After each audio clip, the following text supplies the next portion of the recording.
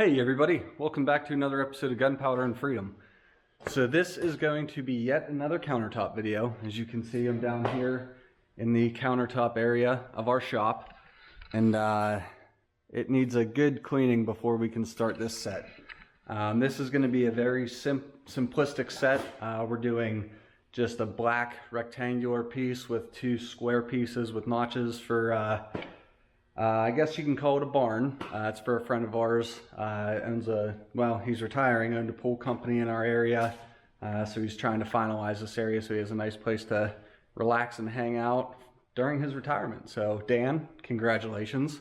Definitely earned this retirement of yours. So I'm really happy that you called us and you want us to add something to this area for you. Because like I said, man, you definitely earned it. So I'm gonna go ahead and get this area cleaned up and get it ready for forming and pouring. Very little talking in this video. I'm just gonna basically knock this set out. I'll do some voiceover narrating. If you have any questions, I'll include links to the previous videos I've done. But if those videos don't answer your questions, as always, please feel free to drop me a comment and let me know. Don't forget to hit the like and subscribe, and also don't forget to check out our store on Etsy. The link for that is in the description. So let's get to it.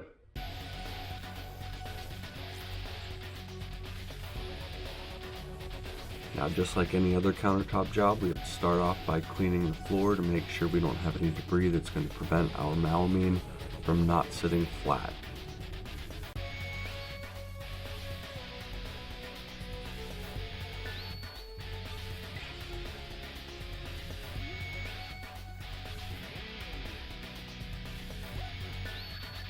After the floor is nice and clean, we can lay our melamine flat.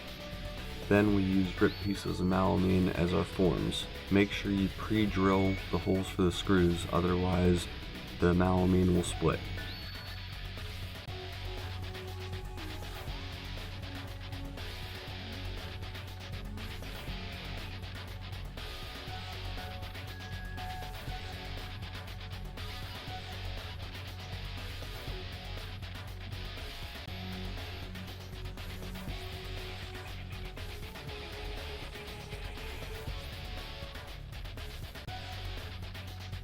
Okay, so just real quick, here's everything formed up. We have some fiberglass rebar cut.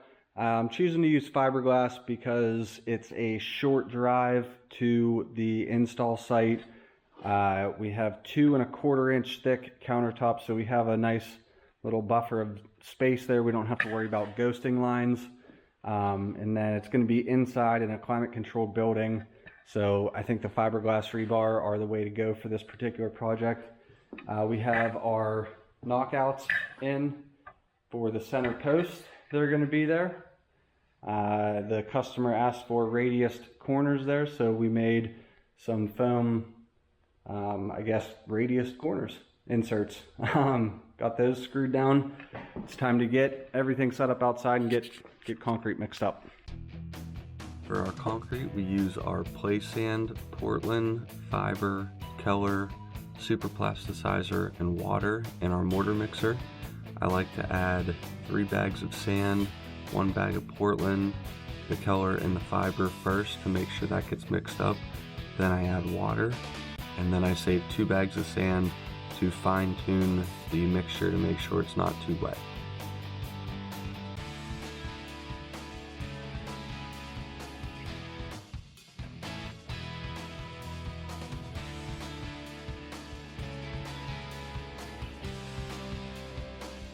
When working with colored concrete, you want to try to make sure you have the surface all from the same batch. That way the color is going to match perfectly. So you take a little bit at a time, work it through the forms. These we weren't really shooting for that much color variation, so you can work it around and not have to worry about making sure you have pores open.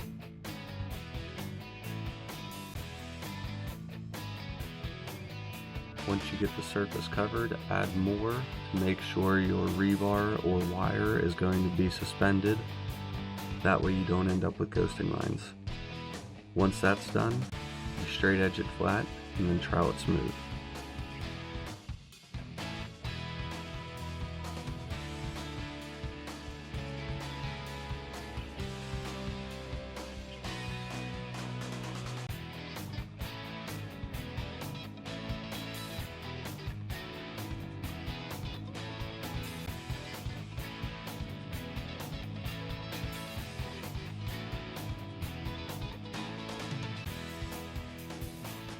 Okay, so there they are, formed and poured. I got some cleanup to do. Now, if you've seen previous videos, you know after we get it formed, or after we get it poured, we have to cover them with plastic and then let them sit for about 3 to 4 days. So it just so happens that I'm going away this weekend for the Super Bowl. Don't really know who I'm putting my money on yet. That's going to be probably a last minute decision there. So these will be ready to flip and polish by the time I get home on Monday. So timing's going to be pretty much perfect.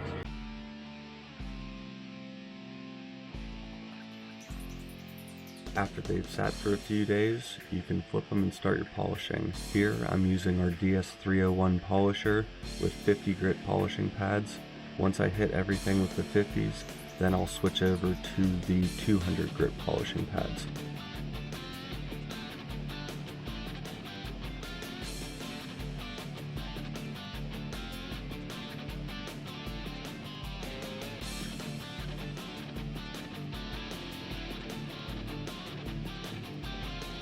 I like to get the countertops as dry as possible before applying the cream coat. Our cream coat material is just Portland cement and whatever color we are going to be using. In this case, it's black. Spread it on nice and thick, work it around to try to get all the pores filled in, and then use a grout float to scrape the top off and try to work it into any pores that didn't take the cream coat.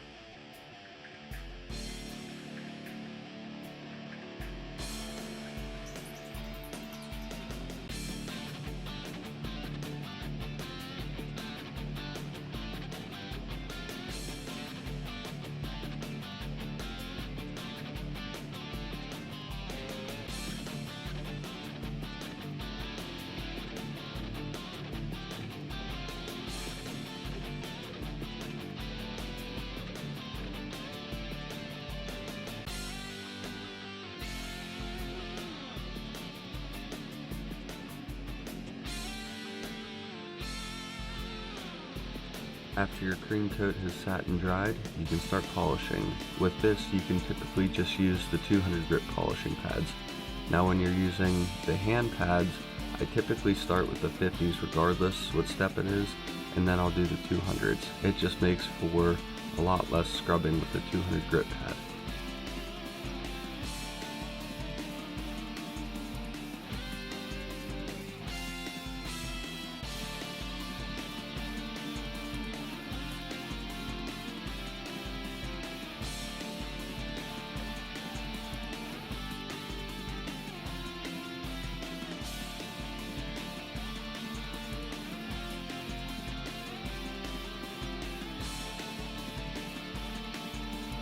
Okay, so that is cream coating and polishing. Luckily, these countertops came out really nice on the first round of cream coating and polishing. All of the pores are filled in and the faces came out really nice. So that's all we need to do on those, and I always love it when that happens because it puts me a day ahead.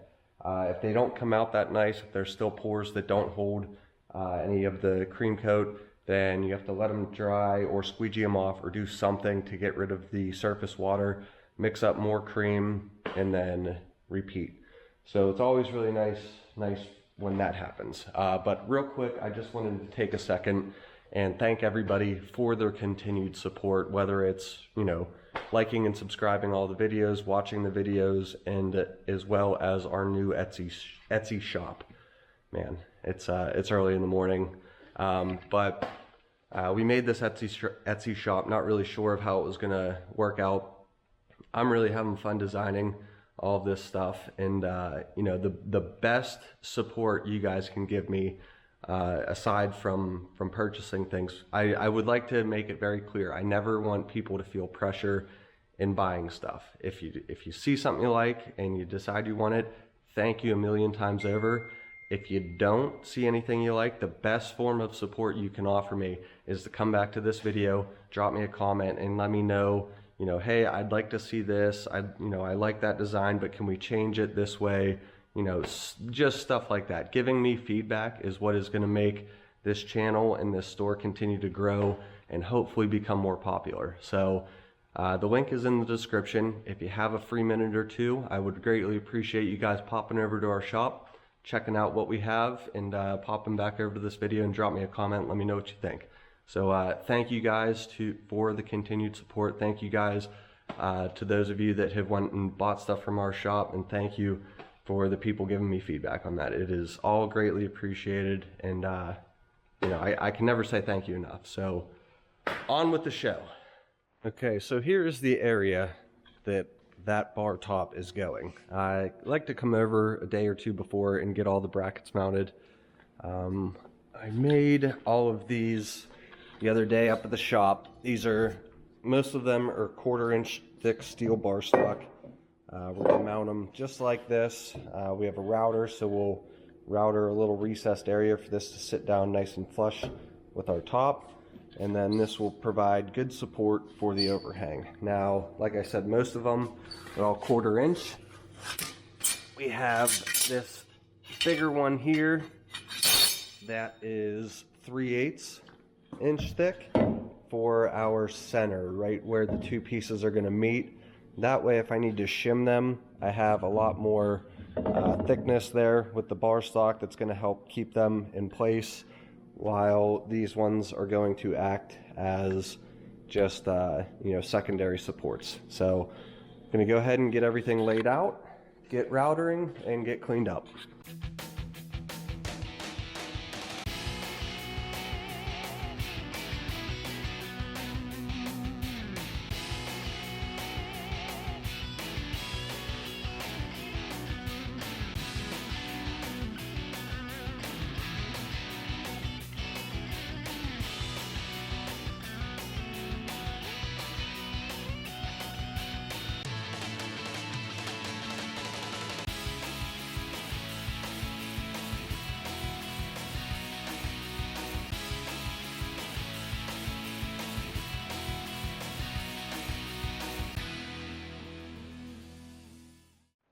Okay, so the two brackets right here are basically the same thing as this middle bracket here. There's no stud here, so we're going to be relying on just the top plate, but Dan has this all screwed together really good, so I have no doubt in my mind that that is going to be more than enough. So just need to remember to bring shorter screws with me for those. Plus, these two brackets need countersunk just a little bit more. The head of those screws were still sticking up. Then, if you saw, I went ahead and routed in a little notch here. That way, let me get a bracket. That way we have, I can't remember how much overhang we gave this. I think it's actually matching the overhang on this side. So I'm going to make a couple more just shorter brackets, maybe an additional 8 to 10 inches with a couple holes here. That way we can screw those down and get some extra support out this way. So that is the plan now that all of the brackets are basically mounted. I got a little bit of cleanup to do. As you can see, that router spits sawdust pretty much everywhere. So I'm going to go ahead and get my stuff loaded up and then clean up Dan's stoles as well as the floor, the bar top, pretty much everywhere else. He's got a nice place here. Hate to have him come home to a mess. Here I'm using our Butterfield ClearGuard Pro 350 topical sealer mixed with xylene in just your standard utility spray bottle. You want to spray it on nice and even. You don't want to put it on too heavy, otherwise it'll turn all white and cloudy.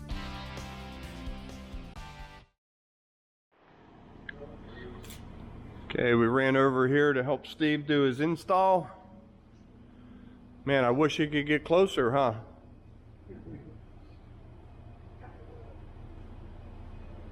Good. Can you get in here any closer? So these brackets will help with the cantilever. If somebody leans on this, you don't want the countertop flipping over.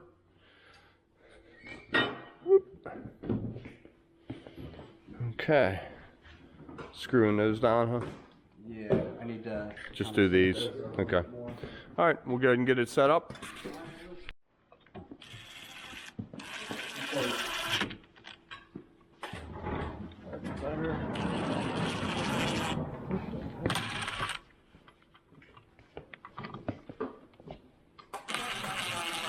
There you go.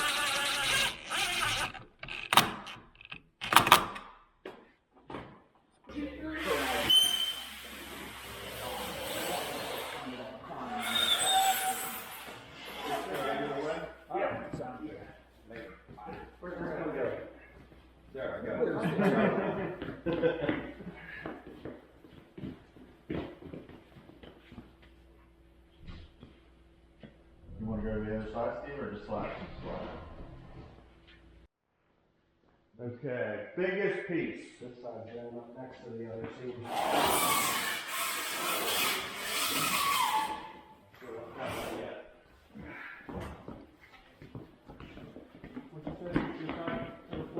Yeah, I know. Just like this.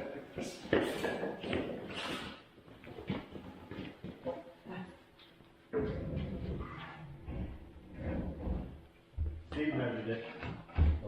Final piece of the puzzle.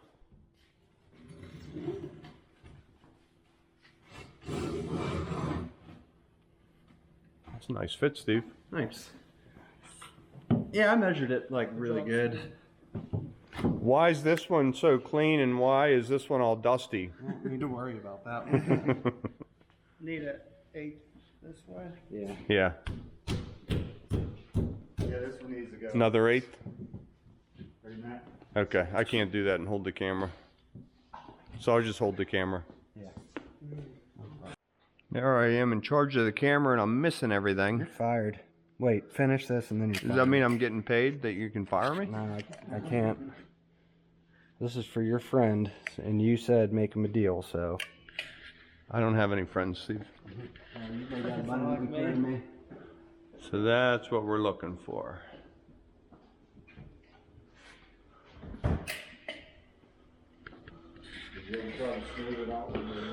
So we tape on each side, caulk it, smooth it with your finger, smooth it with a shim, either way, and then peel the tape away.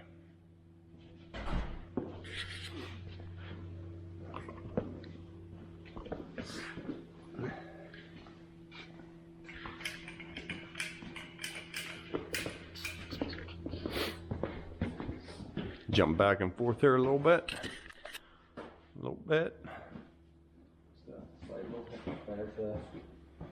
Really forcing that caulking in there.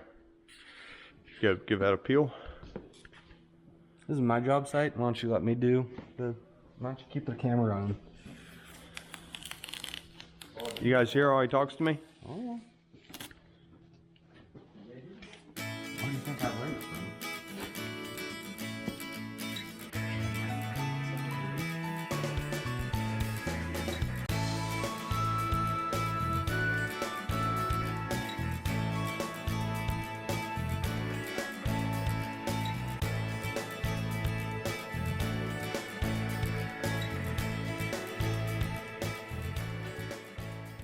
Okay, so there it is. 2 1/4 inch thick concrete bar top for our buddy Dan here. You like it, Dan? Come out perfect, Steve. Looks Good. exactly like I expected. Spend some retirement time down here. Congratulations, by the way. Something like that. Thank you. Good. We're looking forward to enjoying the time with it. So. Good. Awesome. All right, guys. So that is it. That was a quick one. If you guys had any questions or anything, please feel free to drop me a comment. Let me know. I'll try to get back to them. If you have any other questions that you just want to see, I have other videos. I've tagged them throughout this process. So thank you guys for tuning in to another episode of Gunpowder and Freedom. If you liked what you saw, please click the like and subscribe. Don't forget to like us on Instagram, and I'll see you next time. Thanks.